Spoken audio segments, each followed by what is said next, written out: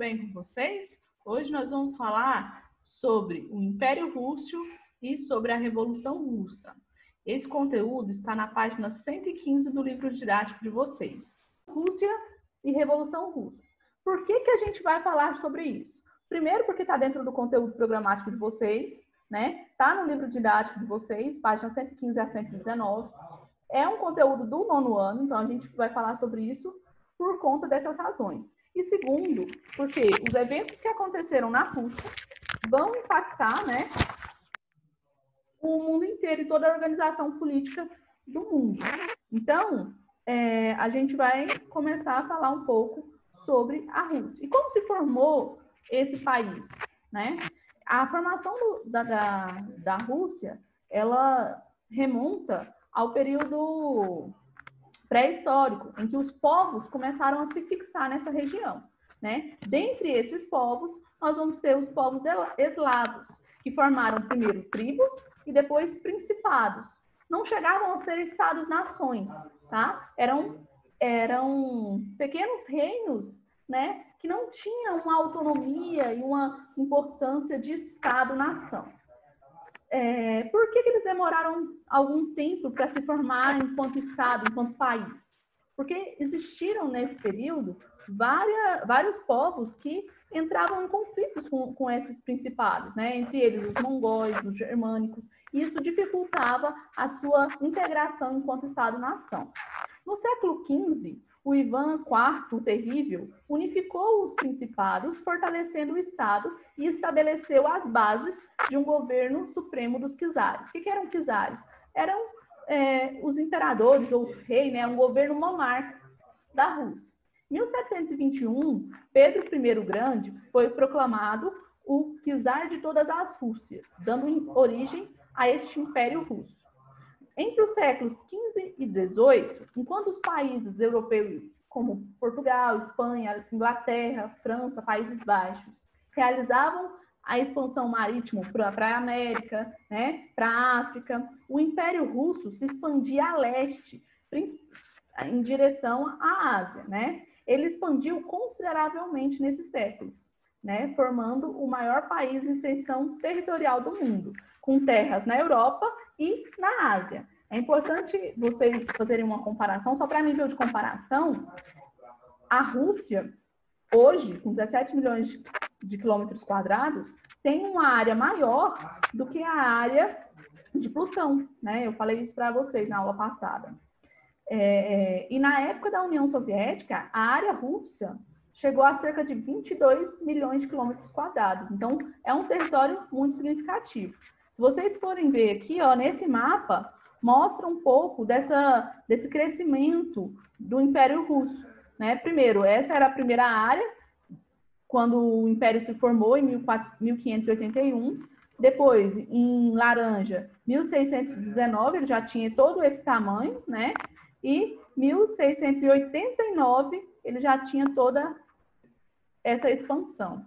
Em um curto período de tempo, várias áreas foram anexadas ao imenso território, como, por exemplo, na Ásia Central, nós vamos ter o Cazaquistão, a área que é hoje Cazaquistão, Turcomenistão, né? No extremo leste, nós vamos ter a formação de uma base militar naval russa muito importante para a geopolítica dessa região, né? E a Rússia, para conseguir, o Império Russo, para conseguir governar, né, e desenvolver todo o seu império, eles vão investir, né, em ferrovias, em meios de transporte, para interligar todo o seu território, né? Nesse período foi construída as ferrovias transcaucasiana, a transiberiana, que ligava Moscou até o extremo leste, e no século XIX, a Rússia inicia a sua industrialização. Se a gente for pensar, no século XIX, a Europa já tinha se industrializado há um século, né? A industrialização na Europa começa no século XVIII e na Rússia começa no século XIX. Então, essa industrialização russa, ela foi tardia, sem muito planejamento, né? E desorganizada também, beleza? Apesar das transformações econômicas ocorridas com a Revolução Industrial, a Rússia chegou no século XX com grandes problemas sociais e políticos. Lembrando, primeiro desses problemas, quais eram? A Rússia era um país agrário. 80% da sua economia era voltada para o campo. E os camponeses, eles viviam, né, de uma condição muito precária. Muitos deles passavam fome, trabalhavam muitas horas do seu dia para receber pouco e ainda eram maltratados pelos senhores, porque se a gente for pensar aqui, nós tínhamos uma ideia mais ou menos de servidão,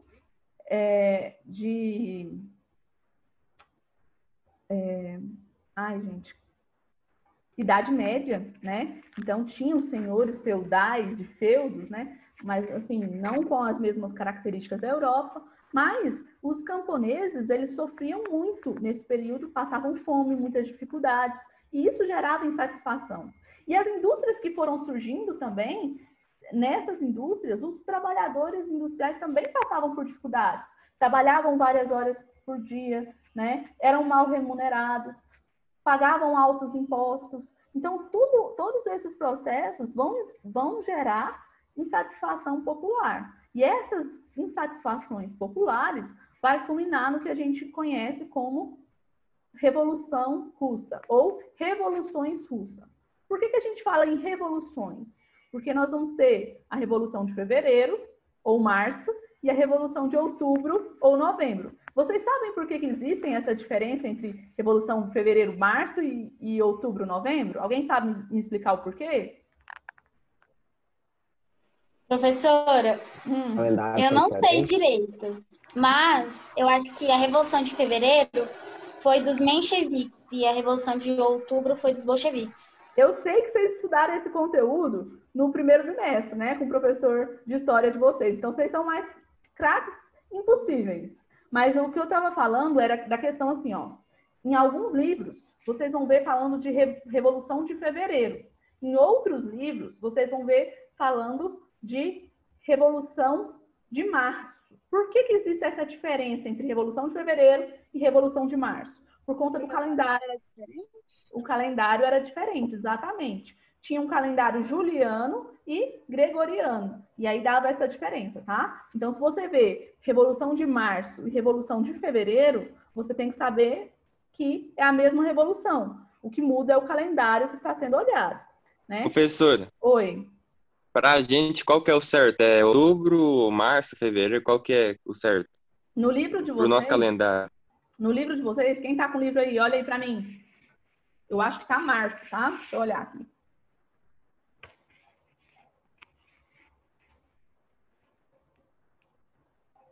O livro de vocês fala...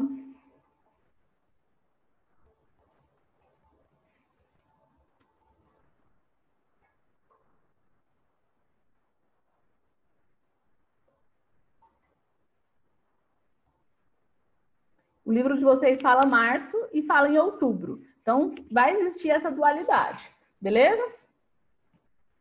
Então, vamos lá. Falando um pouco agora sobre Revolução Russa. Primeiro, a gente falar dos antecedentes dessa revolução. Foi o que eu falei um pouco para vocês, né? A Rússia vivia um atraso econômico, porque ela era muito agrária e demorou muito tempo para se industrializar. Isso gerava fome no campo, e nas indústrias a gente também tinha uma certa miséria e muitos problemas sociais, o que geravam tensões de classe, né? Essas tensões de classe, elas foram ainda mais enfatizadas depois da derrota na Guerra Russo-Japonesa, em 1904 e 1905. Por que isso foi intensificado? Porque muitos russos morreram nesse período, né, em decorrência da guerra. E a crise econômica e de abastecimento, ela se intensificou. E aí nós vamos ter o Domingo Sangrento. O que foi esse Domingo Sangrento? Vocês que já estudaram, o que é? Foi o dia que manifestantes foram em frente ao Palácio de Inverno do czar. Foi uma manifestação. Que matassem todos. Exatamente. Gritando a palavra de... Deixa o Carlão falar primeiro. Eles ficaram gritando uma frase lá: Deus salve o czar. Aí o czar nem se importou com isso e mandou matar todo mundo. Isso. Ana Clara, pode falar. Foi uma manifestação no dia de domingo. Era uma manifestação, né? Os manifestantes, eles tinham interesse de entregar uma carta no palácio para o czar e foi recebido com tiros, né? E muitos deles morreram, milhares morreram, e esse evento ficou conhecido como Domingo Sangrento. A ordem, de quem partiu a ordem para assassinar os manifestantes, né? Ainda é um pouco controverso, porque alguns historiadores dizem que o czar nem estava no palácio nesse momento. Mas o que aconteceu foi que, de fato, muitos manifestantes morreram nesse período, né? E isso causou uma insatisfação popular muito grande. Teve várias manifestações pelo país, inclusive de marinheiros, né? Que se manifestaram também por conta das condições de trabalho que eles possuíam. E isso foi movendo, aumentando ainda mais as tensões entre as classes e entre os trabalhadores e o governo do czar. O que acontece? O czar, tentando controlar essa situação, ele propõe, né, as leis fundamentais, que seria uma constituição inicial, um início de uma constituição, e a Duma, que seria um parlamento, para que ele, a partir desse momento, não tivesse todo o poder autoritário do país. Só que, em 1914, o que acontece em 1914? Primeira Guerra Mundial. E os russos, que já tinham sofrido durante a Guerra Russo-Japonesa, não viram com bons olhos a entrada da Rússia nessa guerra. Até porque ele não tinha dinheiro para competir, né, com os outros exércitos e já tinha um problema de abastecimento que foi intensificado por essa guerra. Com a entrada da Rússia na guerra, intensificou as tensões e vai ser um evento, né, que vai permitir a Revolução de Fevereiro. O que foi essa Revolução de Fevereiro? Nesse momento de tensões para todos os lados na Rússia, né, tinha insatisfação do camponês, tinha insatisfação do operário, né, insatisfação de alguns movimentos separatistas, e nesse momento, vai surgir os sovietes. O que eram os sovietes? Professora, eu não me lembro, mas é tipo um negócio de trabalhador lá, eu lembro não, é um negócio tipo Professora. Oi. Sovietes Não, deixa. Eram quase partidos que faziam coisas pelo povo, aí eles acabam com os partidos porque eles não queriam que fizesse isso, eles queriam que só o czar tivesse autonomia e tal. Exatamente, era um conselho. Socialismo, né? Eles adotavam o socialismo. Não, nós ainda não chegamos lá. Nós estamos falando de sovietes. O que eram sovietes? Eram conselhos populares, né, que visavam melhorar a situação da população. Esses sovietes, eles organizaram um partido, né, o Partido Operário Social Democrata Russo. Esse partido, ele era dividido em mencheviques e bolcheviques. Qual que é a diferença entre mencheviques e bolcheviques?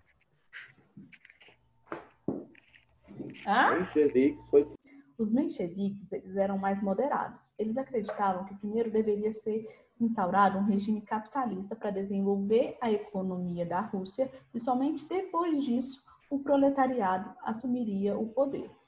Já os bolcheviques, que eram a maioria, queriam a revolução. Queriam um governo do proletariado controlado pelos trabalhadores. As tensões chegaram ao seu auge em fevereiro de 1917, em que o povo forçou a saída do czar e instaurou o governo provisório, onde o parlamento, de maioria burguesa, assumiu com pouca participação dos soviéticos. O governo, liderado por Kerensky, tinha um caráter liberal, manteve a Rússia na guerra e perseguiu os bolcheviques. Em abril, Lenin divulga as teses de abril, nas quais afirmava que não iria apoiar este governo e pedia paz, pão, terra e todo o poder aos sovietes. Paz para que a Rússia saísse da guerra, pão para alimentar a população que passava fome e terra para que a população conseguisse se manter. E o poder aos soviéticos em menção a um regime de orientação comunista. Essas propostas se tornaram cada vez mais populares. Assim, no dia 25 de outubro de 1917, os bolcheviques tomam o poder e implantam um governo bolchevique. A primeira medida deles foi tirar a Rússia da guerra, através de acordos com a Alemanha e com a Turquia. Assim que os bolcheviques assumem o poder, inicia uma guerra civil. E Lenin realiza um comunismo de guerra, promovendo uma ampla reforma agrária, a estatização de propriedades privadas, de fábricas, de bancos. E nesse período, a economia é marcada por uma forte intervenção do Estado.